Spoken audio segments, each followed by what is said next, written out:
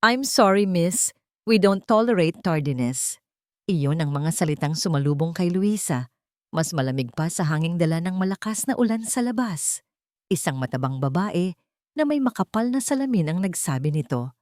Bago isinara ng marahan, ngunit may diin ang pinto ng interview room.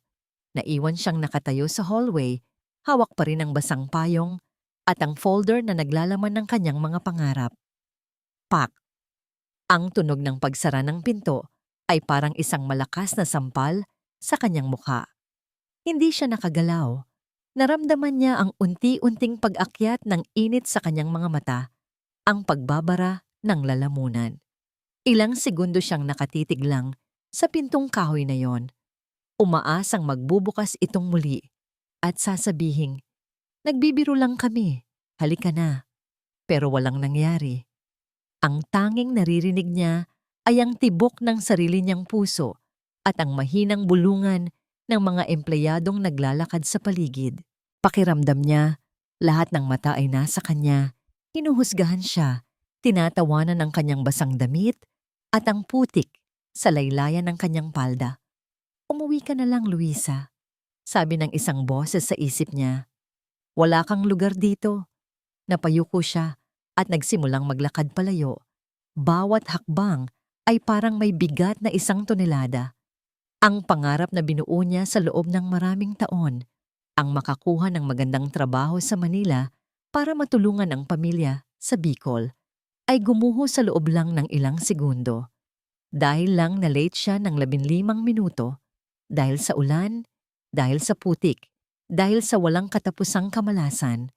Paglabas niya ng naglalakihang gusali, sinalubong agad siya ng malakas na buhos ng ulan.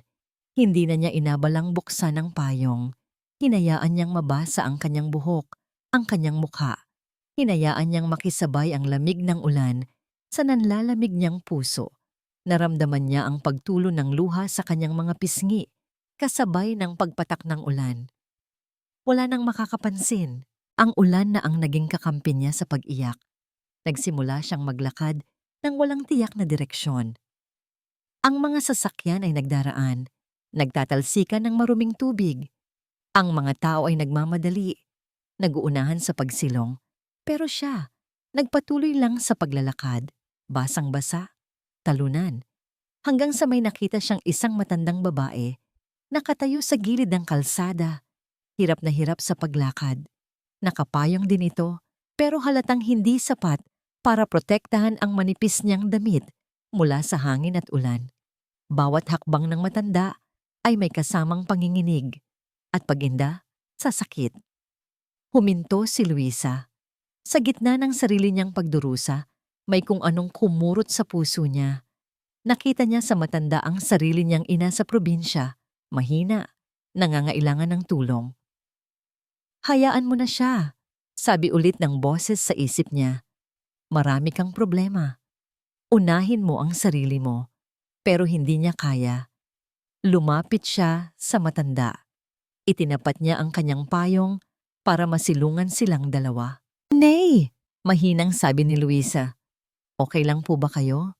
Mukhang nahihirapan po kayo." Nag-angat ng tingin ang matanda. Ang mukha nito ay puno ng guhit ng pagod at sakit, pero ang mga mata nito ay may taglay na kabaitan. "Naku, Ineng, ayos lang ako. Medyo masakit lang itong rayuma ko, lalo na kapag malamig ang panahon. Saan po ba ang punta ninyo? Baka po matulungan ko kayo." Alok ni Luisa, habang inaalalayan ang braso ng matanda. "Doon lang sana sa sakayan, Hija, pero parang ang layo na sa pakiramdam ko." Sagot ng matanda, humihingal. Nakita ni Luisa ang isang maliit na coffee shop sa di kalayuan. "Halika po muna, Nay. Sumilong muna tayo doon at magkape. Ako na po ang bahala." "Naku, huwag na, Hija. Baka maabala pa kita." Tanggi ng matanda. "Hindi po abala yon," pilit ni Luisa, kasabay ng isang maliit na ngiti. "Mas mahalaga pong hindi kayo magkasakit." Wala nang nagawa ang matanda kundi sumama. Sa loob ng coffee shop, ipinagtimpla ni Luisa ng mainit na kape si Aling Rosa, ang pangalan ng matanda. Nagkwentuhan sila. Nalaman ni Luisa na may hihintayin lang daw si Aling Rosa na susundo sa kanya. Sa kabila ng sariling problema, gumaan ang pakiramdam ni Luisa na may natulungan siya. Maya-maya, tumunog ang cellphone ni Aling Rosa. Ayan na raw ang sundo ko. Sabi nito na may ngiti. Maraming salamat sa iyo, Hija. Napakabuti ng iyong puso. Ano nga palang pangalan mo? Luisa po. Sagot niya. Luisa, ulit ng matanda. Hinding-hindi ko malilimutan ang pangalan mo at ang kabutihan mo. Nang maihatid niya si Aling Rosa sa sasakyang naghihintay, isang itim at eleganteng kotse, muli siyang nagpaalam. Habang pinagmamasdan niyang umalis ang sasakyan, bumalik ang bigat sa kanyang dibdib. Tapos na ang pagtulong. Ngayon, kailangan na naman niyang harapin ang sarili niyang kabiguan. Akmang tatawid na siya para maghanap ng masasakyan pauwi nang biglang tumunog ang kanyang cellphone. Isang unknown number ang tumatawag. Nag-alinlangan man ay sinagot niya ito. Hello? Hello, is this Miss Luisa? Tanong ng isang formal na boses ng babae sa kabilang linya. Opo, ako nga po. Sagot niya, kinakabahan. I'm calling from the CEO's office of M-Corp. Pinapabalik po kayo dito sa building. The CEO wants to speak with you. Natigilan si Luisa. Ang M-Corp. Ang kumpanyang tumanggi sa kanya kanina lang. Bakit? Anong kailangan ng CEO sa isang tulad niya? Kahit naguguluhan, sinunod niya ang utos. Muli siyang pumasok sa gusali, tumulo ang tubig mula sa kanyang damit sa makintab na sahig. Sumakay siya sa elevator patungo sa pinakamataas na palapag, ang opisina ng CEO. Ang bawat hakbang niya sa malambot na carpet ay puno ng kaba at pagtataka. Ang sekretarya ay ngumiti at itinuro ang isang malaking pinto. He's waiting for you inside. Huminga ng malalim si Luisa bago pinihit ang door handle. Ang opisina ay malawak at napakaganda. Tanaw mula sa salaming pader ang buong syudad na binabayo pa rin ng ulan. Sa gitna nito ay may isang malaking mesa at isang mamahaling swivel chair na nakatalikod sa kanya. Isang lalaki ang nakaupo roon. Dahan-dahan itong umikot paharap sa kanya. Nanlaki ang mga mata ni Luisa. Siya yung lalaking nakabanggaan niya sa lobby kaninang umaga. Ang lalaking matikas, guwapo, at may mga matang tila kayang basahin ang kanyang kaluluwa. Miss Luisa, anang lalaki. At sa boses nito ay may bigat na hindi niya mawari. My mother told me everything. Mula sa kinauupuan niyang silyang balat, pinagmasdan ni Miguel ang babaeng nasa harapan niya. Si Luisa. Basang-basa ang damit. May bahid ng putik ang palda. Ang buhok ay medyo magulo. Kung sa ordinaryong araw, hindi niya ito papansinin. Isa lang sa libu-libong taong nagsisiksikan sa syudad, naghahanap ng swerte. Pero may kakaiba sa mga mata nito. Isang halo ng pagod, pagkalito, at isang uri ng dignidad na hindi kayang itago ng gusot na kasuotan. My mother told me everything. Ulit niya, mas mahina na ngayon. Kanina lang, bago niya ito pinatawag, halos hindi siya makapaniwala sa kwento ng kanyang ina sa telepono. Miguel, anak, bungad ni Aling Rosa, ang boses ay masigla na, malayo sa pagod na boses nito, kaninang umaga. May nakilala akong anghel. Isang anghel na nagkatawang tao. Napabuntong hininga si Miguel, minamasahe ang kanyang sentido. Ma, I'm in the middle of a meeting. Kahit na, pakinggan mo ako, giit ng ina. Ang pangalan niya ay Luisa. Galing pa siyang Bicol. Ineng, kung nakita mo lang siya, basa mukhang pagod at halatang may sariling problema. Pero inuna pa rin niya ang isang matandang katulad ko. Dinala niya ako sa coffee shop, binilhan ng kape. Hindi niya ako iniwan hanggang sa dumating si Mang Tonyo para sunduin ako. Natahimik si Miguel. Sa mundo niya na puno ng mga taong may mga nakatagong motibo, ang kwento ay parang isang katang-isip. Aalamin ko kung sino siya, anak. Pagpapatuloy ni Aling Rosa. Sinabi niya na nag-apply daw siya sa building mo, M-Corp yata. Naku, kung sino man ang magiging amo ng batang yan, napakaswerte. Pagkababa ng telepono, may kung anong nag-udyok kay Miguel na alamin. Isang tawag lang sa HR at nalaman niya ang lahat. Si Luisa. Ang aplikanteng na-reject kanina lang dahil sa pagiging late. At ngayon, narito na ito sa harapan niya. Kinuha niya ang 2 folders sa kanyang mesa. Ang isa ay manipis. Ang CV ni Luisa. Simple. Walang masyadong karanasan. Ang isa naman ay makapal at mukhang kahanga-hanga. Ang profile ni Isabela, ang kanyang pinakamagaling na senior manager, ang kandidato niya para sa posisyon ng Vice President. Inirekomenda ni Isabela ang ibang tao para sa posisyong ina-applyan ni Luisa. Isang taong may mas magandang credentials. Lohika laban sa instinct, resulta laban sa karakter. Tinitigan niya muli si Luisa. Nakita niya ang panginginig ng mga kamay nito na nakahawak sa folder. Nakita niya ang takot, pero nakita rin niya ang pag-asa. "The position has been filled," sabi niya. Pinapanood ang reaksyon nito. Nakita niya ang mabilis na pagkawala ng kislap sa mga mata nito na palitan ng pamilyar na sakit. Pero, dugtong niya, "I'm creating a new position for you. You'll be under my direct supervision as a special projects assistant. You start tomorrow." Nakita niya ang pagkalito sa mukha ni Luisa, ang pagtataka, at pagkatapos, ang dahan-dahang pagliwanag ng buong mukha nito na parang isang bukang liwayway. Sir, totoo po ba?" Halos pabulong na tanong nito. Tumango si Miguel. Pinanatiling formal ang kanyang mukha kahit pa may kung anong nag-iinit sa loob niya sa nakikitang saya ng dalaga. "I don't waste my time on jokes, Miss Luisa. Just be here tomorrow at 8 in the morning sharp. My secretary will assist you." Nakita niya ang pamumuo ng luha sa mga mata ni Luisa. Ngunit hindi ito luha ng kalungkutan. Ito ay luha ng labis na pasasalamat. Yumuko ito ng paulit-ulit, halos hindi makapagsalita. Salamat po, sir. Maraming salamat po. Hindi ko po sasayangin ang tiwalang ito." Hindi sanay si Miguel sa ganitong emosyon sa loob ng opisina niya. Ang mga pader na ito ay sanay sa tensyon, sa ambisyon, sa ingay ng tagumpay at sa katahimikan ng kabiguan.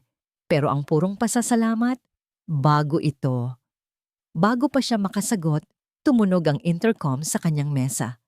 "Sir Miguel, Miss Isabela is here for your 2 o'clock meeting," anang boses ng kanyang sekretarya. "Let her in," sagot niya at bumaling kay Luisa. "Wait outside for a moment. My secretary will give you the necessary papers to sign." Tumango si Luisa at mabilis na lumabas ng silid, dala ang ningning sa mga mata na hindi niya taglay kaninang pumasok. Sakto namang bumukas ang pinto at pumasok si Isabela. Si Isabela para kay Miguel ay ang perpektong empleyado. Laging profesional, laging perpekto. Mula sa buhok, sa damit, hanggang sa paraan ng paglalakad. May dala itong aura ng kapangyarihan at talino. Siya ang kanyang alas. Ang taong pinagkakatiwalaan niya sa mga pinakamahahalagang proyekto. "Good afternoon, sir," bati ni Isabela. Ang ngiti ay kasing perpekto ng kanyang itsura. "Isabela," sabi ni Miguel. Tumayo at sumandal sa gilid ng kanyang mesa. "Cancel our meeting. May mas importante tayong pag-uusapan." Kumunot ang noo ni Isabela, ngunit mabilis ding bumalik sa dating anyo. "Of course, sir. What is it?" "The girl you just passed by in the hallway. Her name is Luisa." Panimula ni Miguel. "She will be my new special projects assistant. She starts tomorrow." Nakita ni Miguel ang halos hindi mahahalata, ngunit mabilis na pagbabago sa mga mata ni Isabela. Isang kislap ng gulat na sinundan ng pagkadismaya. Pero kasing bilis din itong nawala, napalitan ng isang blangkong ngiti. "Oh," tanging nasabi nito. "That's unexpected, sir. I thought the candidate I recommended was already being processed by HR. I made an executive decision." Matatag na sabi ni Miguel. Tinitigan niya si Isabela ng diretso sa mata, isang paraan para ipakitang pinal na ang kanyang desisyon. I expect you and your team to welcome her and give her the assistance she needs. Isang saglit na katahimikan ang namagitan sa kanila. Tila may digmaang nagaganap sa likod ng mga mata ni Isabela. Sa huli, isang profesional na ngiti ang muling gumuhit sa mga labi nito. Of course, sir. We always follow your lead. Sabi nito sa matamis, ngunit walang emosyong boses. I'll go out and congratulate her personally. Tumangulang si Miguel at pinanood itong lumabas ng kanyang opisina. Nang mag-isa na lang siya, lumapit siya sa bintana. Mula roon, tanaw niya ang lobby sa ibaba. Nakita niya si Isabela na nilapitan si Luisa. Nakita niya ang pagkakangiti ni Isabela, ang pag-abot nito ng kamay. Nakita niya ang tila masayang pagtanggap ni Luisa sa kamay na yon. Pero alam ni Miguel, kilala niya si Isabela. Ang ngiti nito ay hindi umabot sa kanyang mga mata. Napabuntong hininga siya. Alam niyang ang desisyon niya ngayon ay magdudulot ng alon sa loob ng kumpanya. Kabubukas niya lang ng pinto para sa isang tupa sa isang gubat na puno ng mga lobo. At si Isabela ang pinuno ng mga ito. Pinanood niya si Luisa na masayang lumabas ng gusali. Hawak ang mga papeles na magpapabago ng kanyang buhay. Para sa dalaga, ito na ang simula ng katuparan ng kanyang mga pangarap. Pero para kay Miguel, hindi niya maiwasang isipin na baka simula pa lang ito ng isang bagong problema. Isang problema na siya mismo ang lumikha. Ang unang linggo ni Luisa sa M-Corp ay parang isang panaginip. Ang sarili niyang maliit na cubicle, ang bagong computer, ang amoy ng kape sa umaga, at ang ID card na may pangalan niya.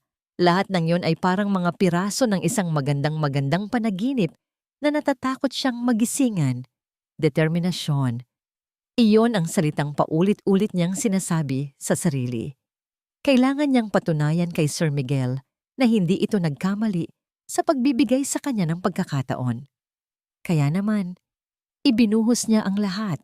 Siya ang unang dumarating sa opisina at madalas, isa sa mga huling umuuwi. Bawat utos ni Sir Miguel, gaano man kaliit, ay ginagawa niya ng buong puso.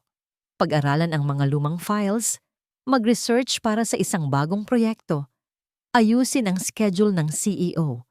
Lahat ay tinanggap niya bilang isang hamon. Pero sa bawat pangarap, tila laging may kasamang anino.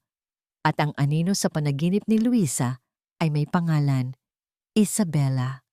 Sa unang araw, ngumiti ito sa kanya. Welcome to the team, Luisa. If you need anything, just let me know. Ngunit ang ngiting iyon ay hindi kailanman umabot sa mga mata nito. Mabait si Isabela sa harapan. Ngunit sa likod, nararamdaman ni Luisa ang maliliit na karayom. Isang beses, inutusan siya ni Isabela na i-print ang isang importanteng report. Ngunit ang file na ibinigay nito sa kanya ay corrupted pala. Halos atakihin sa puso si Luisa nang hindi niya ito mabuksan 5 minuto bago ang mismong meeting. Mabuti na lang at may backup file si Sir Miguel. Humingi ng paumanhin si Isabela. Oh, I'm so sorry. I must have sent the wrong file. My mistake. Isa pang beses, tinanong siya nito kung saan niya gustong kumain para sa isang team lunch. Sinabi ni Luisa ang isang maliit na karinderya na gusto niya.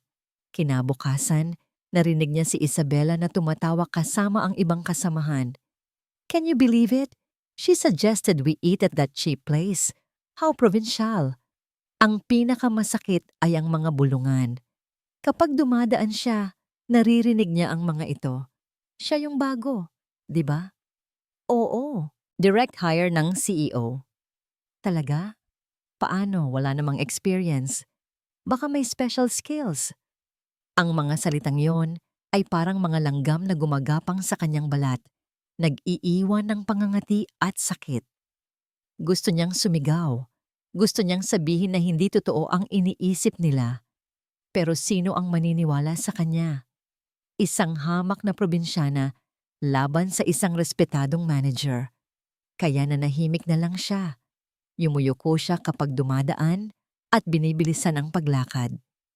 Isinubsob niya ang sarili sa trabaho, umaasang balang araw. Ang resulta ng kanyang gawa ang magiging sagot sa lahat ng kanilang tanong. Sa gitna ng lahat ng ito, may isang bagay na nagiging kanlungan niya. Ang mga tawag ni Aling Rosa. Hindi niya alam kung paano nakuha ng matanda ang numero niya. Pero isang gabi, habang nag-overtime siya, bigla na lang itong tumawag. Luisa, Hija! Si Aling Rosa ito. Anang boses sa kabilang linya. Napangiti si Luisa. Nay Rosa, kumusta po kayo? Mula noon, naging regular na ang kanilang pag-uusap. Kinakamusta siya nito? Tinatanong tungkol sa trabaho, sa pamilya niya sa Bicol. Sa mga kwento ni Aling Rosa, nakakalimutan ni Luisa ang lungkot at pagod. Ang boses nito ay parang isang mainit na kumot sa malamig na gabi. Huwag kang mag-alala, Hija. Sabi nito isang gabi nang naikwento niya nang hindi nagbibigay ng pangalan. Ang hirap na dinaranas niya. Ang ginto, kailangan munang painitin sa apoy para lumabas ang tunay nitong kislap. Ganyan din ang tao. Ang mga salitang yon ang naging baon niya. Isang hapon, may biglaang meeting ang lahat ng department heads. Kailangan ni Sir Miguel ng data analysis para sa presentation nito. At ang taong orihinal na gumagawa nito ay nag-sick leave. Nagpanik ang lahat. I need that analysis in 1 hour. Mariing sabi ni Sir Miguel. Ang stress ay bakas sa kanyang mukha. Walang umimik. Imposible ang hinihingi niya. Pero si Luisa, na laging nag-aaral ng mga lumang report sa kanyang libreng oras, ay may naaalala. Sir? Mahina niyang sabi. Nag-aalinlangan. Lahat ng mata ay napunta sa kanya, kasama na ang matatalim na mata ni Isabela. May nakita po akong similar analysis sa files ng Q2 last year. Baka po pwedeng i-update na lang natin yung data. Mas mabilis po yon kaysa gumawa mula sa simula. Natahimik ang lahat. Tumingin si Sir Miguel sa kanya. Ang mga mata ay naniningkit. Sinusuri siya. Pagkatapos ng ilang segundo, tumango ito. Good idea. Do it. Mabilis na kumilos si Luisa. Sa tulong ng isang kasamahan sa finance, nakuha nila ang bagong data at na-update ang report sa loob lang ng 45 minutos. Sa loob ng meeting room habang nagpe-present si Sir Miguel gamit ang data na inihanda niya, hindi mapigilan ni Luisa ang maliit na ngiti. Pagkatapos ng meeting, habang nag-aayos siya ng gamit, nilapitan siya ni Sir Miguel. Good work today, Luisa. 2 salita lang, 2, pero para kay Luisa, iyon na ang pinakamagandang papuring narinig niya sa buong buhay niya. Salamat po, sir. You're not just kind. Dagdag ni Miguel bago ito tumalikod. You're smart too. Naiwan si Luisa na nakangiti. Ang lahat ng pagod, ang lahat ng sakit mula sa mga bulungan ay biglang naglaho. Ngunit sa kabilang dulo ng silid, nakikita niya si Isabela na nakatayo, nakatingin sa kanya. Ang mga mata nito ay hindi na lang malamig. Ngayon, nag-aapoy na ito sa galit. Kinabukasan, isang memo ang lumabas. May isang bagong proyekto, isang napakahalagang proyekto na maaring maging basihan para sa susunod na Vice President ng kumpanya. At ang mamamahala dito ay si Isabela. Sa dulo ng memo, may isang pangungusap na nagpatigil sa paghinga ni Luisa. Assisting Miss Isabela on this project is Miss Luisa. Biglang nanlamig ang kanyang mga kamay. Naramdaman niya ang titig ni Isabela mula sa opisina nito. Isang titig na tila nagsasabing, ngayon, nasa teritoryo na kita. At dito, ako ang batas, takot. Iyon ang salitang gumigising kay Isabela tuwing umaga at nagpapatulog sa kanya tuwing gabi. Hindi ito takot sa multo o sa dilim. Ito ay isang uri ng takot na mas malalim, mas nakakakilabot. Takot na baka isang araw gumuho ang lahat ng pinaghirapan niya. Ang kanyang magandang kondo, ang mamahalin niyang kotse, ang posisyong pinagpuyatan niya gabi-gabi. Lahat ng yun ay itinayo niya sa pundasyon ng kasipagan, talino, at isang kasinungalingan. Isang napakalaking kasinungalingan. Papasok siya sa opisina, ngingiti sa lahat, magbibigay ng utos ng may awtoridad. Perpekto. Walang makakabasa sa kaguluhang nagaganap sa loob niya. Walang nakakaalam na sa bawat pagdaan ng patrol car sa labas, bumibilis ang tibok ng puso niya. Lalo na kapag nakikita niya si Luisa, ang probinsyanang iyon, ang paawa, ang anghel sa paningin ni Aling Rosa, at unti-unti, maging ni Miguel.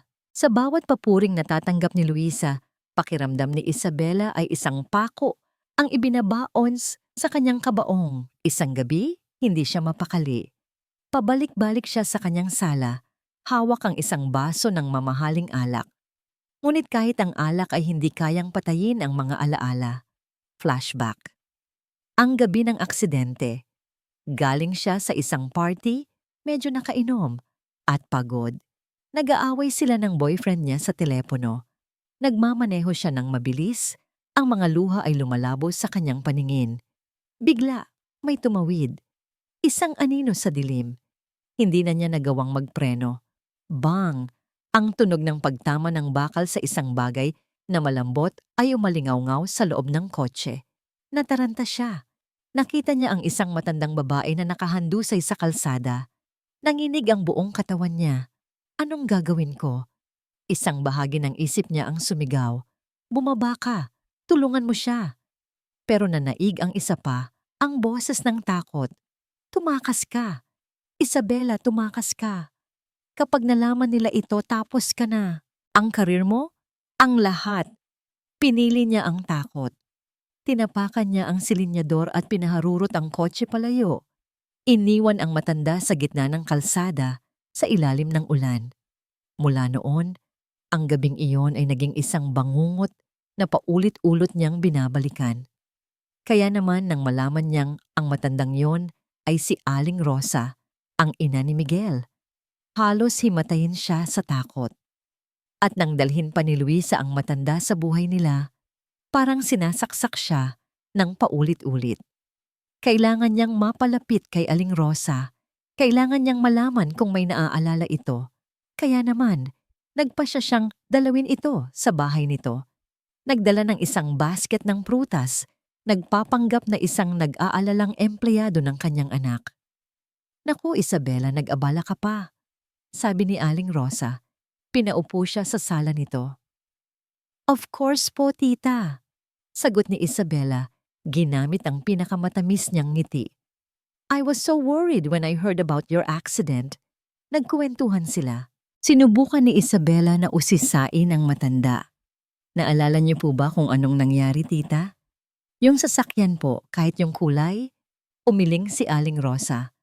Masyadong mabilis ang lahat, Hija. Madilim pa. Pero, huminto ito. Tila may inaalala. Nanigas si Isabela. Eto na.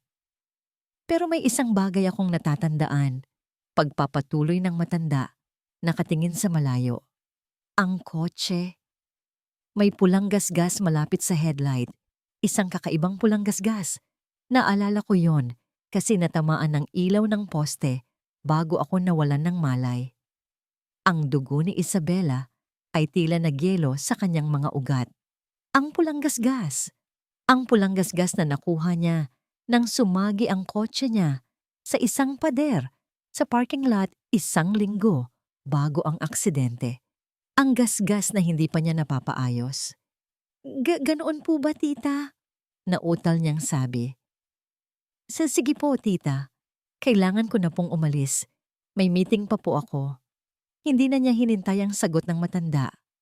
Nagmamadali siyang lumabas ng bahay, ang puso niya ay kumakarera. Pagdating sa parking lot ng kumpanya, halos takbuhin niya ang distansya papunta sa kanyang kotse. Nanginginig ang mga kamay niya habang tinitingnan ang harapan ng sasakyan. At naroon nga. Ang pulang gasgas. Pininturahan niya ito ng kaunting touch-up paint para hindi mahalata. Pero kung tititigan, nandoon pa rin. Isang peklat. Isang ebidensya ng kanyang kasalanan. Papasok na sana siya sa kotse para umalis nang matigilan siya. Mula sa kinatatayuan niya, tanaw niya ang isang bintana sa opisina. At sa bintanang iyon, nakita niya sina Luisa at Aling Rosa na nagtatawanan. Nagdala pala si Luisa ng tanghalian para sa matanda. Ang dalawa ay mukhang mag-inang nagkukwentuhan, masaya at panatag. Isang matinding galit ang biglang sumiklab sa dibdib ni Isabela. Hindi lang ito inggit. Ito ay isang uri ng galit na nag-uugat sa matinding takot. Si Luisa ang nagdala sa matandang ito pabalik sa buhay niya. Si Luisa, sa kanyang kabaitan, ang unting nagbubukas ang pinto ng kanyang madilim na sikreto. Habang pinagmamasdan niya ang dalawa, isang malamig at nakakatakot na desisyon ang nabuo sa isip ni Isabela. Hindi sapat na pahirapan lang niya si Luisa sa opisina. Hindi sapat ang mga bulungan at maliliit na sabotahe. Kung gusto niyang manatiling nakabaon ang kanyang sikreto, kailangan niyang sirain si Luisa. Kailangan niyang tanggalin ito sa M-Corp. Kailangan niyang alisin ito sa buhay ng mga Sandoval. Kailangan niyang wasakin ang anghel na nagbabantang maglantad sa demonyong nagtatago sa loob niya. Ang bagong proyekto ay naging isang bagong uri ng impyerno para kay Luisa. Sa ilalim ng pamumuno ni Isabela, ang bawat araw ay naging isang pagsubok sa kanyang pasensya. Ginawa siyang taga-timpla ng kape, taga-photocopy, taga-ayos ng mga dokumentong sadyang ginugulo. Sa mga meeting, kapag may ideya siyang sinasabi, ngingitian lang siya ni Isabela at sasabihing, "That's a cute idea, Luisa, but let's stick to the more strategic approaches for now." Ramdam niya ang pag-iwas ng ibang mga kasamahan. Walang gustong kumampi sa kanya, takot na madamay sa galit ni Isabela, kaya tiniis niya na lang ang lahat para sa pamilya niya, para kay Sir Miguel. Isang hapon, inutusan siya ni Isabela na kunin ang ilang dokumento sa kotse nito. "Naiwan ko sa backseat. Here are the keys," sabi nito. Inihagis sa kanya ang susi na may mamahaling keychain. "And be quick about it." Nagmamadaling pumunta si Luisa sa basement parking. Madilim at tahimik doon. Tanging ang ugong ng ventilation ang maririnig. Nakita niya ang itim na sedan ni Isabela na nakaparada sa isang sulok. Habang papalapit, may narinig siyang boses. "Ano ba? Sinabi ko ng dahan-dahan lang, di ba?" Si Isabela pala. May kausap itong isang security guard na mukhang nagpupunas ng gilid ng sasakyan.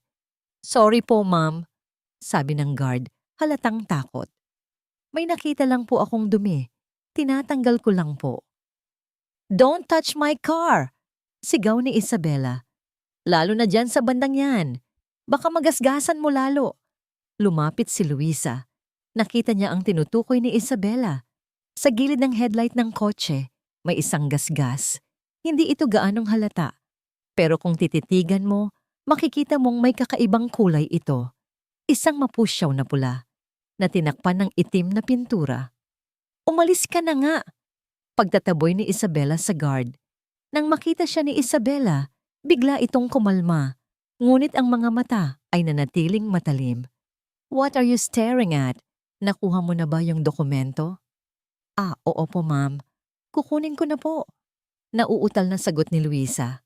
Binuksan niya ang backseat, kinuha ang folder at mabilis na umalis. Ngunit habang naglalakad siya pabalik sa elevator, ang imahe ng pulang gasgas ay hindi maalis sa isip niya. Pulang gasgas? Saan na nga ba niya narinig yon? At bigla, parang isang kidlat na tumama sa isip niya. May pulang gasgas malapit sa headlight. Isang kakaibang pulang gasgas. Naalala ko yon. Iyon ang sinabi ni Aling Rosa. Ikinuwento ito ng matanda sa isa sa kanilang mga pag-uusap sa telepono. Ikinuwento nito ang nag-iisang detalye na naaalala nito mula sa sasakyang nakabangga sa kanya. Huminto si Luisa sa paglalakad. Ang puso niya ay nagsimulang tumibok ng malakas. Hindi. Imposible, sabi niya sa sarili. Nagkakataon lang yon. Maraming kotse ang may gasgas. Pero habang pilit niyang kinukumbinsi ang sarili, mas lalo lang lumalakas ang isang nakakabahalang pakiramdam sa loob niya. Ang biglaang galit ni Isabela sa guard, ang paraan ng pagtatago nito sa gasgas, ang pagiging magkakilala nila ni Aling Rosa sa pamamagitan niya. Ang lahat ng piraso ay tila unti-unting nagkakabit-kabit sa kanyang isipan, bumubuo ng isang larawan na hindi niya kayang tanggapin. Kinagabihan, hindi siya mapakali. Pinilit niyang iwaksi ito. Nag-iisip ka lang ng masama, Luisa, dahil galit ka kay Isabela. Ngunit hindi siya tinantanan ng pagdududa. Sa huli hindi na niya natiis. Binuksan niya ang kanyang laptop. Nag-search siya. Mga lumang balita, mga police report, hit and run, pangalan ng kalsada, petsa ng aksidente ni Aling Rosa. Ilang sandali. Isang artikulo mula sa isang local news website ang lumabas. Isang maikling ulat. Isang matandang babae ang nasagasaan ng isang tumakas na sasakyan. Walang masyadong detalye, pero sa dulo ng artikulo, may isang pangungusap. Ayon sa mga awtoridad, ang impormasyon tungkol sa sasakyang nakabangga ay nananatiling hindi pa matukoy dahil sa kakulangan ng testigo at malabong kuha ng CCTV sa lugar. Hindi matukoy, hindi dahil walang nakakita, kundi dahil baka may nagtago. Muli niyang tinawagan si Aling Rosa. Nay Rosa, pasensya na po sa abala. Panimula niya. Gusto ko lang po sanang itanong ulit. Para lang po sa kapanatagan ng loob ko. Yung aksidente po, sigurado po ba kayong wala na kayong ibang naalala? Natahimik ang matanda sa kabilang linya. Isang mahabang katahimikan. Luisa, hiya, sabi nito sa wakas. At ang boses nito ay biglang naging malungkot at pagod. May mga bagay na mas mabuting hayaan na lang. Kalimutan na natin yon. Ang pag-iwas ni Aling Rosa, ang biglaang pagbabago ng boses nito, ay hindi nakatulong para pakalmahin si Luisa. Sa halip, iyon ang nagsilbing kumpirmasyon. May mali. May isang malaking mali. Isinara ni Luisa ang kanyang laptop. Napasandal siya sa kanyang upuan. Ang isip ay gulong-gulo. Si Isabela, ang babaeng nagpapahirap sa kanya araw-araw. Ang pulang gasgas. Ang aksidente. Posible kaya? Napatingin siya sa bintana. Sa madilim na kalangitan ng Maynila. Isang sinulid ng hinala ang pumasok sa kanyang puso. At alam niya, gaano man niya ito subukang putulin, na hindi na niya ito matatanggal pa. Unti-unti, napapansin ni Miguel ang pagbabago sa sarili niya. Dati, ang umaga niya ay nagsisimula sa pagbabasa ng stock market report. Ngayon, ang una niyang hinahanap pagdating sa opisina ay ang anino ni Luisa. Isang simpleng good morning sir mula dito ay sapat na para gumaan ang buong araw niya. Dati, ang mga meeting niya ay puno ng mga salitang profit, efficiency, at market share. Ngayon, nahuhuli niya ang sariling napapangiti kapag nagsasalita si Luisa, kahit pa ito'y isang simpleng suhestiyon lang na madalas ay binabaliwala ni Isabela. May kakaiba sa dalaga, isang uri ng katahimikan at lakas na hinahangaan niya. Nakikita niya kung paano ito tratuhin ni Isabela. Nakikita niya ang mga pilit ng ngiti at ang pagod sa mga mata ni Luisa. Pero hindi ito nagrereklamo. Kailanman, ginagawa lang nito ang trabaho nang walang anumang angal. At habang tumatagal, ang paghanga ay unti-unting nagiging isang bagay na mas malalim. Isang bagay na matagal na niyang kinalimutan. Noong una, sinabi niya sa sarili na kaya lang siya interesado dito ay dahil sa utang na loob niya sa pagtulong nito sa kanyang ina. Pero habang lumilipas ang mga araw, alam niyang niloloko niya lang ang sarili niya. Naaalala niya ang dating kasosyo na nagtaksil sa kanya. Ang taong iyon ay magaling, mahusay magsalita, at kaakit-akit. Lahat ng katangiang hinahanap niya sa isang business partner. Pero sa huli, sinaksak siya nito sa likod. Mula noon, isinara na niya ang kanyang pinto. Natuto siyang huwag magtiwala basta-basta. Ang tanging basihan niya na lang ay ang resulta at ang kakayahan ng isang tao. Pero dumating si Luisa. Wala itong maipagmamalaking karanasan. Hindi ito kasing galing magsalita ni Isabela. Pero mayroon itong isang bagay na wala sa lahat ng taong nakapaligid sa kanya. Isang pusong totoo. Isang Biyernes ng gabi, nakita niya itong nag-iimpake na ng gamit. Halatang pagod na pagod. Mula sa isang linggong, walang katapusang utos ni Isabela. Nilapitan niya ito. Luisa, tawag niya. Nagulat ito at napaayos ng tayo. Sir Miguel, may kailangan po ba kayo? May alam ka bang lugar kung saan pwedeng kumain ng masarap na Bicol Express? Tanong niya. Sinusubukang maging kaswal. Nakita niya ang pagtataka sa mga mata nito. Opo sir. Meron po akong alam na isang maliit na kainan sa may Makati. Masarap po ang luto nila. Good, sabi niya. Let's go. My treat. Let's discuss the project. Alam niyang isang palusot lang ang proyekto, pero iyon lang ang naisip niyang paraan. Ang hapunan na yon ay naging isa sa mga pinakamasayang gabi sa buhay ni Miguel sa loob ng mahabang panahon. Sa labas ng opisina, nawala ang pagiging mahiyain ni Luisa. Nagkwento ito tungkol sa pamilya niya, sa mga pangarap niya, sa buhay sa probinsya. Tumawa ito. At para kay Miguel, ang tunog ng tawa nito ay mas maganda pa sa anumang musika. Ikinuwento rin niya ang sarili niya. Sa unang pagkakataon sa loob ng maraming taon, nagkwento siya tungkol sa pagtataksil na dinanas niya, ang dahilan kung bakit naging mahirap para sa kanya ang magtiwala. Siguro po, sir, sabi ni Luisa. Kung minsan, yung mga sugat, ginagawa tayong mas maingat. Pero hindi po ibig sabihin noon ay dapat na tayong tumigil sa pag-asang may mga tao pa ring tapat. Ang mga salita nito ay tumagos sa puso niya. Habang pauwi, sa loob ng kanyang kotse, isang komportabling katahimikan ang namayani sa kanila. Gusto niyang abutin ang kamay nito. Gusto niyang sabihin ang mga bagay na nagsisimula ng mabuo sa kanyang isip. Pero pinigilan niya ang sarili. Samantala, sa isang madilim na opisina, hindi pa tapos ang gabi para kay Isabela. Nalaman niya ang tungkol sa dinner meeting ni na Miguel at Luisa. At para sa kanya, iyon na ang huling hudyat. Kailangan na niyang kumilos. Kailangan na niyang tapusin ito.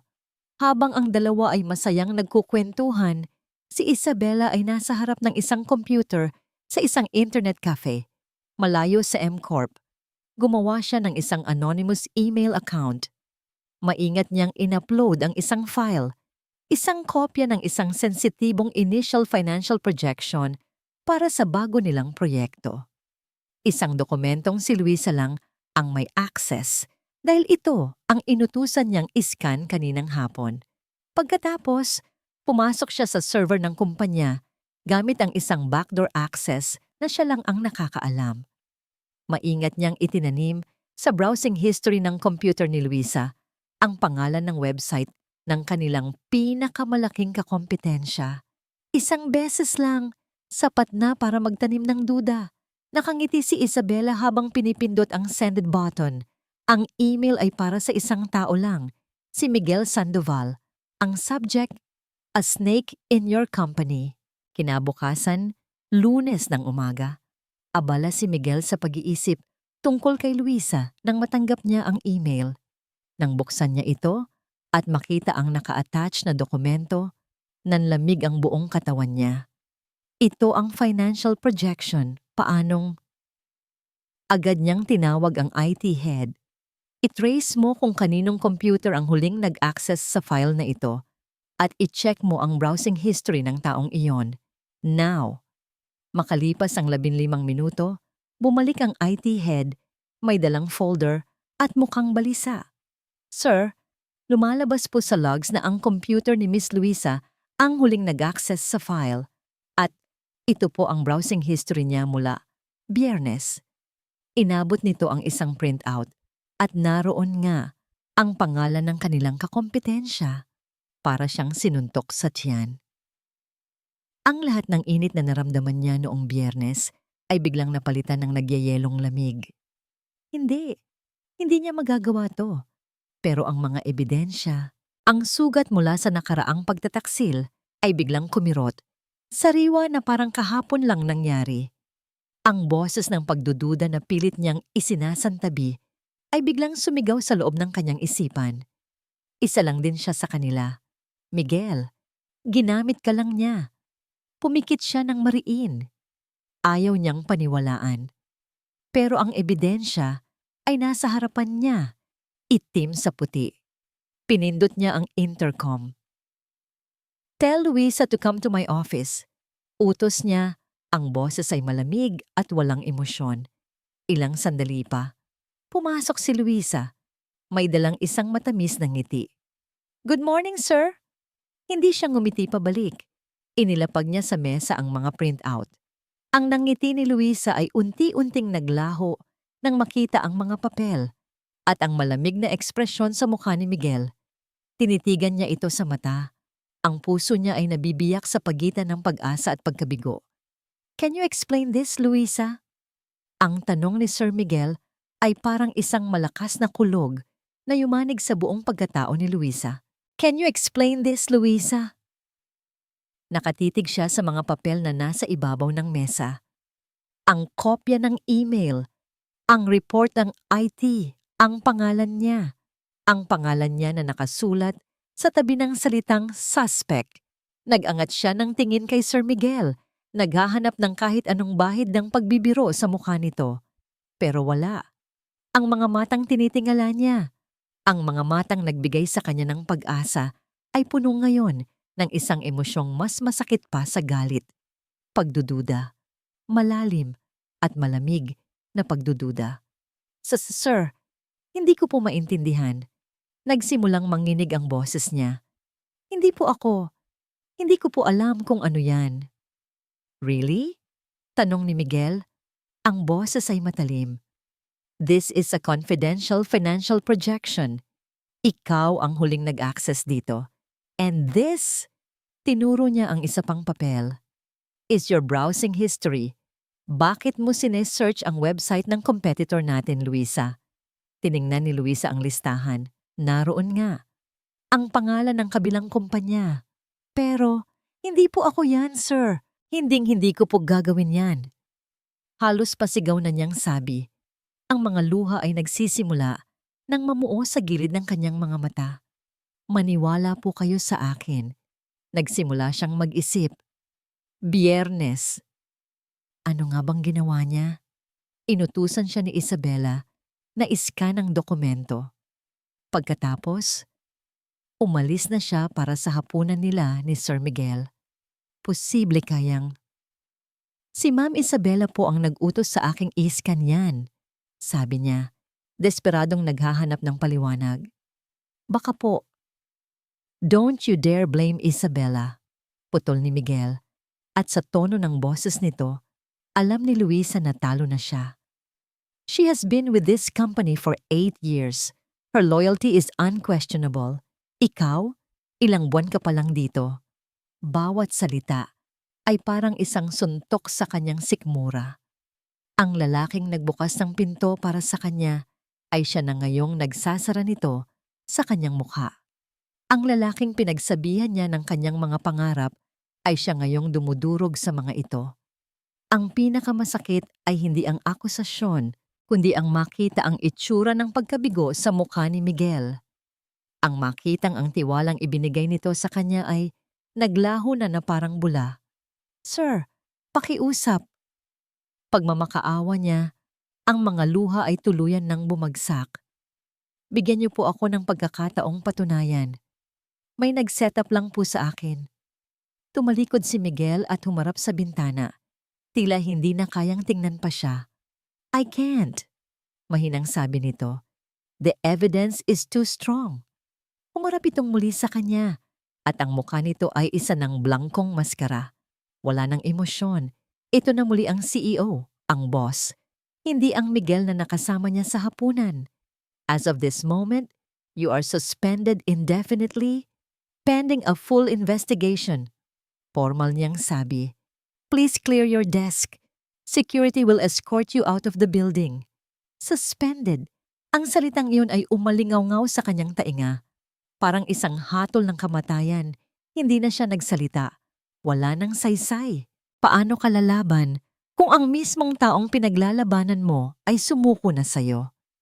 Tumango na lang siya. Pinipigilan ang paghikbi. Pinunasan niya ang kanyang mga luha gamit ang likod ng kanyang kamay. Opo, sir. Iyon lang ang kaya niyang sabihin.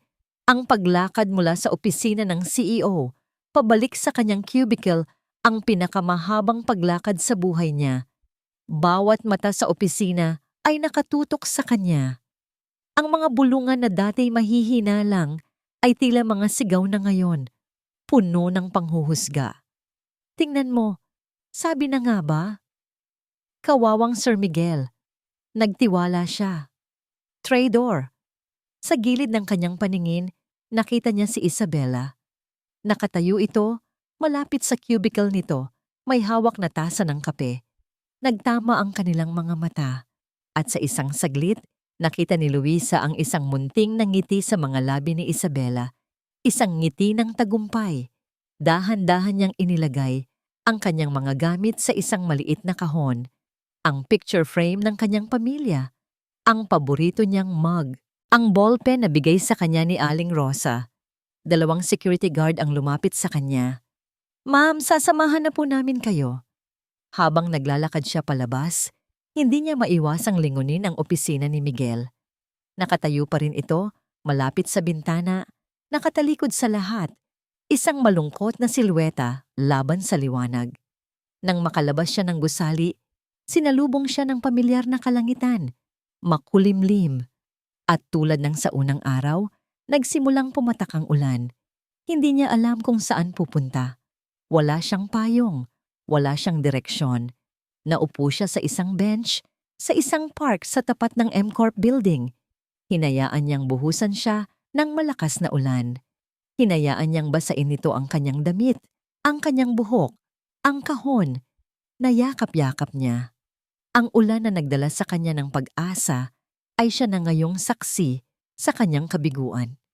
Yumuko siya at sa gitna ng malakas na ulan, humagulgol siya. Hindi dahil sa nawalang trabaho, kundi dahil sa nawalang tiwala, sa nawalang pangarap. Pakiramdam niya, lahat ay kinuha sa kanya. Pakiramdam niya, nag-iisa na lang siya sa buong mundo. Ang katahimikan sa bahay ni Aling Rosa ay binasag ng malakas na pagring ng telepono. Dahan-dahan niyang ibinaba ang hawak na tasa ng tsa. Ramdam ang pamilyar na kirot sa kanyang mga kasukasuan. Hello? Sagot niya. Ma. Anang boses sa kabilang linya? Boses ng kanyang anak. Boses ni Miguel. Ngunit iba ang tono nito ngayon. Mabigat. Pagod. Agad kinabahan si Aling Rosa. Miguel, anak? Anong nangyari? Ayos ka lang ba? Isang mahabang buntong hininga ang narinig niya. Ma, it's about Luisa. Napatayo si Aling Rosa, hindi na ininda ang sakit sa kanyang mga tuhod. Anong nangyari kay Luisa? Nasa panganib ba siya? No, ma. She's been suspended, sabi ni Miguel. Ang bawat salita ay tila may hirap na lumabas. May ebidensya na nag-leak siya ng confidential information sa kalaban. Para siyang sinampal ng malamig na hangin. Ano? Hindi totoo yan. Kilala ko ang batang yon, Miguel. Hindi niya kailanman gagawin ang ganyang bagay. Ma, the evidence is, walang kwenta ang ebidensya kung mali ang taong tinuturo. Giit ni Aling Rosa, ang boses ay nanginginig na sa galit at pag-aalala. May mali dito, Miguel. Alam kong may mali dito. Ma, please. I'll handle this, sabi ni Miguel. Ngunit halata sa boses nito ang sariling pagdududa. Pagkababa ng telepono, hindi na mapakali si Aling Rosa. Naglakad siya papunta sa kanyang silid. Mula sa isang lumang baul, kinuha niya ang isang picture frame na balot sa tela. Isang litrato nila ng kanyang pinakamatalik na kaibigan, si Elena, na matagal nang pumanaw. Si Elena, ang ina ni Isabela. Tinitigan niya ang masayang mukha ng kaibigan sa larawan. Naalala niya ang huling pag-uusap nila. bago ito bawian ng buhay dahil sa sakit. Rosa, kaibigan, sabi noon ni Elena. Ang boses ay mahina na. Wala akong ibang iiwanan kundi ang anak ko, si Isabela. Pakiusap, bantayan mo siya para sa akin. Ituring mo siyang parang sarili mong anak. Isang pangakong binitawan niya at pinilit tuparin. Kaya naman, nang mangyari ang aksidente at sa isang saglit na liwanag ay nakita niya ang takot sa mukha ng dalagang nagmamaneho. Ang mukha ni Isabela, pinili niyang manahimik. Umasa siyang lalapit ito. Umasa siyang aamin ito. Umasa siyang ang kabutihang itinuro niya at ng ina nito ay mananaig. Pero nagkamali siya.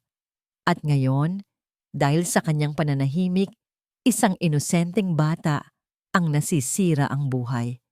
Ang batang nagpakita sa kanya ng kabutihan nang walang hinihintay na kapalit. Niyakap niya ang litrato. Ang mga luha ay nagsimulang dumaloy sa kanyang mga pisngi. Elena, kaibigan, patawarin mo ako, bulong niya sa hangin. Tinupad ko ang pangako ko sa'yo. Pero ngayon, kailangan kong gawin ang tama. Nagpunas siya ng luha.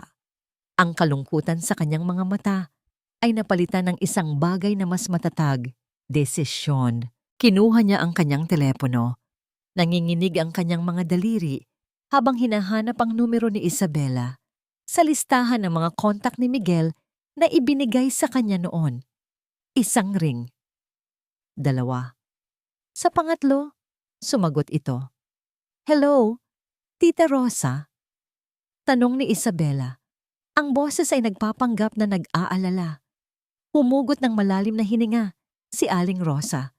Ang kanyang boses, nang lumabas ito, ay kalmado ngunit may bigat na parang bato. Isabela, si Aling Rosa ito. Isang saglit na katahimikan. Kailangan nating mag-usap, pagpapatuloy ng matanda. Pumunta ka sa opisina ninyo, sa meeting room sa 14 na palapag.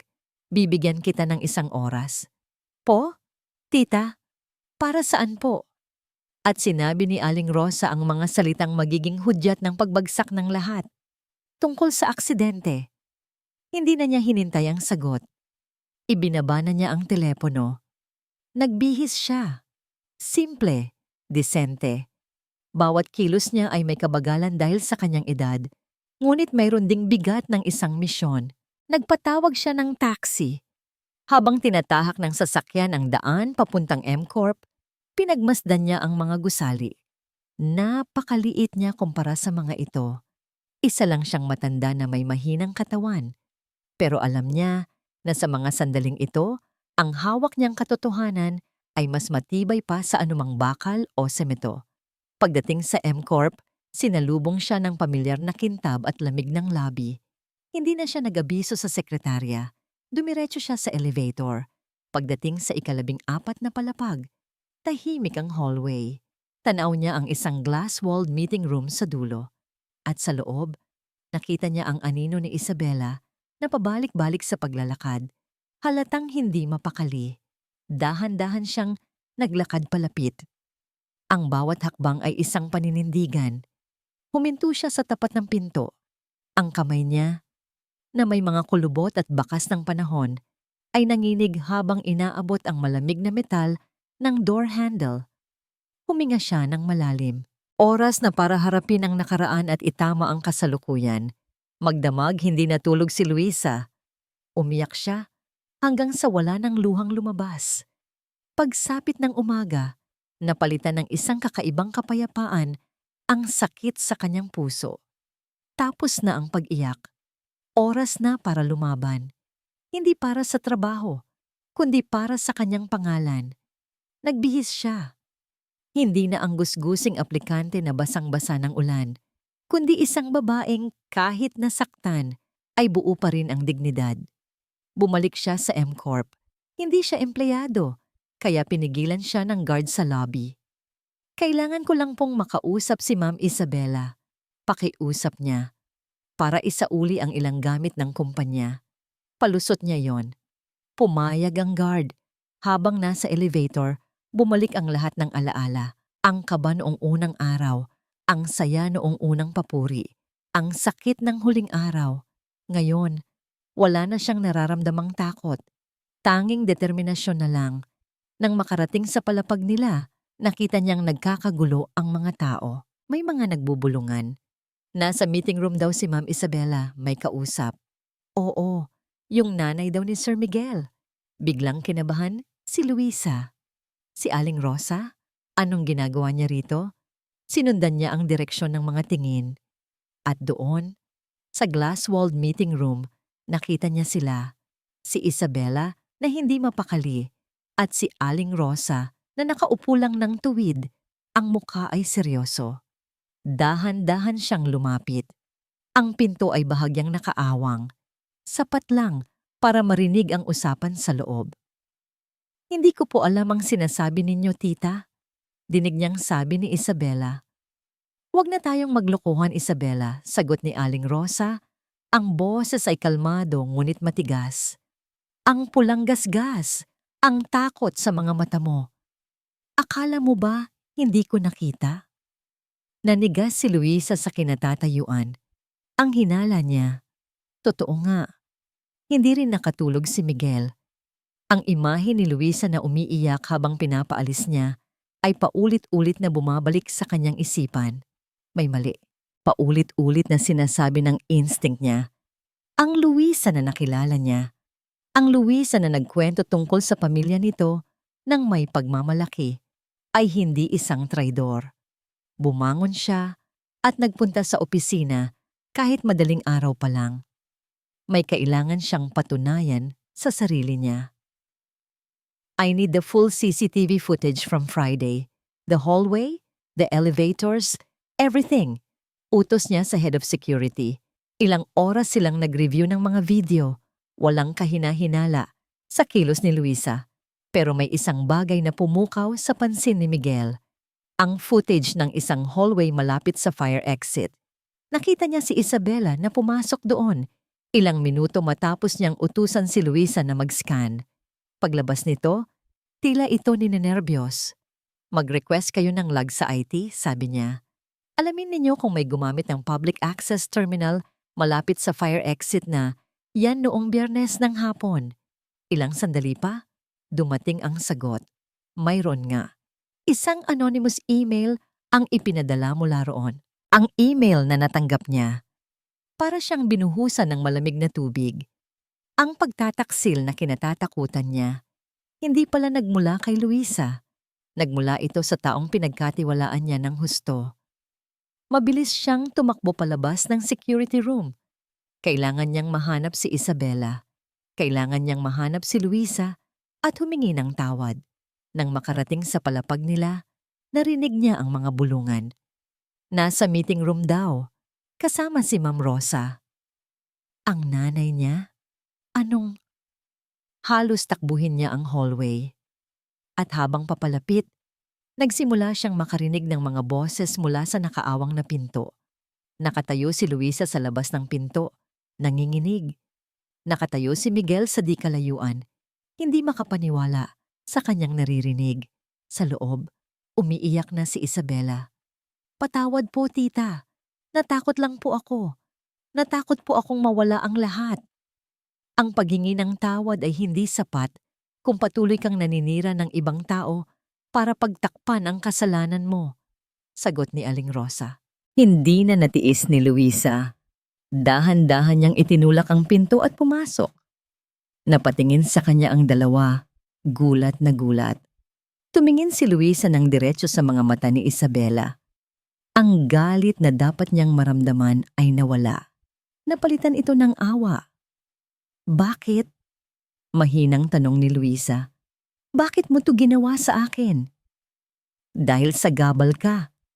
Sigaw ni Isabela, ang luha at galit ay naghahalo sa mukha nito. Simula nang dumating ka, lahat ng atensyon, nasa'yo na. Si Aling Rosa, si Miguel, lahat ng pinaghirapan ko, unti-unti mong inaagaw. Inaasahan ni Luisa na makakaramdam siya ng matinding galit. Pero habang tinitingnan niya si Isabela, isang babaeng basang-basa ng luha, nanginginig sa takot, awa ang nanaig sa kanya. Hindi ko inaagaw ang kahit ano, mahinang sabi ni Luisa. At kahit anong ginawa mo sa akin, pinapatawad na kita. Natigilan si Isabela, maging si Aling Rosa ay nagulat. Ano? Pinapatawad kita, ulit ni Luisa. Mas matatag ngayon. Dahil ayokong maging katulad mo, ayokong magtanim ng galit sa puso ko. Ang mga salitang iyon, sa halip na magpakalma, ay ang siyang tuluyang nagpaguho kay Isabela. Tila mas masakit pa ito kaysa sa anumang akusasyon. At sa sandaling iyon, isang boses ang bumasag sa kanilang lahat. Mama? Lumingon silang lahat. Si Miguel. Nakatayo sa may pinto. Ang muka ay putlang-putla. Tumingin ito mula kay Isabela, papunta sa kanyang ina. Anong aksidente ang pinag-uusapan ninyo?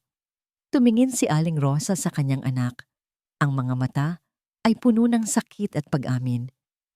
Anak, sabi niya, ang boses ay basag. Si Isabela, siya ang nakabangga sa akin. Isang nakabibinging katahimikan ang bumalot sa silid. Si Isabela ay napaluhod na lang sa sahig, humahagulgol. Si Aling Rosa ay niyakap si Luisa na nanginginig. At si Miguel, nakatayo lang sa may pinto, hindi makagalaw. Ang tingin niya ay napako kay Luisa. Ang sakit, ang pagsisisi, ang paghingi ng tawad. Lahat ng iyon ay mababasa sa kanyang mga mata. Mga salitang hindi kayang bigkasin ng kanyang mga labi. Ang mga sumunod na araw ay parang isang mabilis na pelikula para kay Miguel. Si Isabela, matapos ang kanyang pag-amin, ay agad na tinanggal sa kumpanya. Hinarap din nito ang kaso para sa hit and run. Hindi na ito nanlaban pa. Tila ang pagbagsak ng kanyang mga kasinungalingan ay siya ring naging katapusan ng kanyang lakas. Paminsan-minsan, naiisip siya ni Miguel. Hindi nang may galit, kundi nang may lungkot. Isa siyang biktima ng sarili niyang mga takot. Ngunit ang mas mabigat na pasanin para kay Miguel ay hindi si Isabela, kundi si Luisa. Matapos ang araw na yon sa meeting room, agad niyang ibinalik si Luisa sa posisyon nito, kasama ang isang public apology sa buong kumpanya. Ngunit alam niyang hindi sapat ang mga yon. Ang bawat "Good morning, sir" ni Luisa ay may kasama pa ring ngiti. Pero iba na. May isang pader na tila na itayo sa pagitan nila. Isang pader na gawa sa sakit at nasirang tiwala. At alam ni Miguel na siya ang nagtayo noon. Isang hapon, hindi na niya natiis. Pinuntahan niya si Luisa sa rooftop garden ng building, ang lugar kung saan niya madalas nakikita itong nag-iisang kumakain ng tanghalian. Naabutan niya itong nakatingin sa malayo, sa mga ulap na dahan-dahang gumagalaw. Luisa, tawag niya, mahina. Lumingon ito at gaya ng dati, ngumiti. Sir Miguel. Please, stop calling me sir, sabi niya. Lumapit at tumayo sa tabi nito. Miguel na lang. Tumangulang si Luisa at muling ibinalik ang tingin sa kalangitan. Luisa, nagsimula si Miguel, pero ang mga salitang sorry ay parang hindi sapat. Alam kong paulit-ulit ko nang sinabi to, pero patawarin mo sana ako. Naging bulag ako. Ang sugat ng nakaraan, ginawa ko itong dahilan para saktan ka. Tumingin sa kanya si Luisa at sa mga mata nito, wala siyang nakitang galit. Wala siyang nakitang panunumbat. Matagal na po kitang pinatawad, Miguel. Sagot nito. Naiintindihan ko po. Lahat naman tayo, may mga sugat na daladala. Ang simpleng pag-unawang yon ay mas tumagos pa sa puso ni Miguel kaysa sa anumang matatamis na salita. Dito niya lalong nakita kung gaano kadalisay ang puso ng babaeng nasa harapan niya. Salamat. Iyon lang ang naisagot niya. Ang boses ay bahagyang nanginginig. Ilang buwan ang lumipas. Ang M-Corp ay unti-unting bumalik sa normal. Ngunit may mga bagay na nagbago. Si Luisa, Sa ilalim ng direktang gabay ni Miguel ay namukadkad. Ang dating mahiyain na probinsyana ay naging isang confident at mahusay na empleyado. Ang kanyang mga ideya na dati binabaliwala ay siya na ngayong nagiging sentro ng mga bagong proyekto. Hinangaan siya ng lahat, hindi lang dahil sa talino, kundi dahil sa kabutihang hindi nagbago sa kabila ng lahat.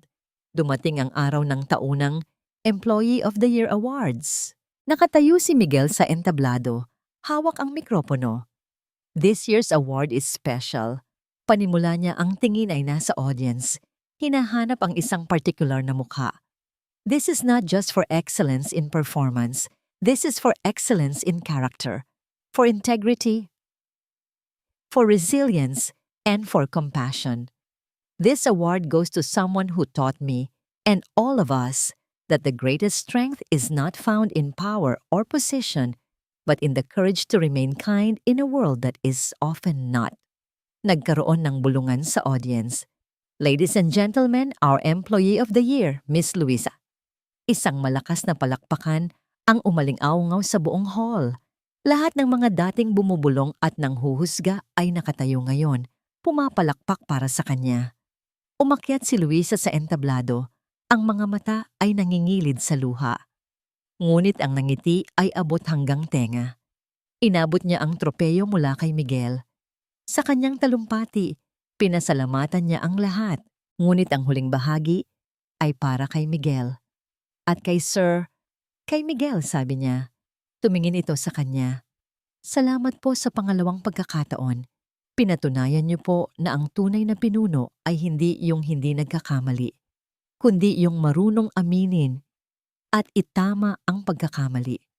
Pagkatapos ng seremonya, nagkita silang dalawa sa opisina ni Miguel sa tapat ng malaking bintana kung saan nagsimula ang lahat. Tanaw nila ang libu-libong ilaw ng syudad. Congratulations, sabi ni Miguel. Salamat, sagot ni Luisa. Yakap-yakap ang kanyang tropeo. Isang komportableng katahimikan ang namayani. Hindi na ang awkward na katahimikan ng dati, kundi isang katahimikan na puno ng mga bagay na naiintindihan na kahit hindi sabihin. Dahan-dahan, inabot ni Miguel ang kamay ni Luisa. Hindi ito umangal. Sa halip, hinigpitan nito ang hawak sa kanyang kamay. Luisa, sabi ni Miguel. Tumingin sa mga mata nito na nagniningning dahil sa mga ilaw ng syudad. Naaalala mo yung unang araw mo dito? Umuulan. Akala mo katapusan na. Tumango si Luisa, nakangiti. Simula pa lang pala yon. Pagpapatuloy ni Miguel. This is just the beginning, Luisa. Our beginning. Hindi na sumagot si Luisa. Ngumiti lang ito. Isang ngiti na nagsasabing, oo, ito na nga ang simula. Ang simula ng isang bagong kabanata na isusulat nilang dalawa ng magkasama.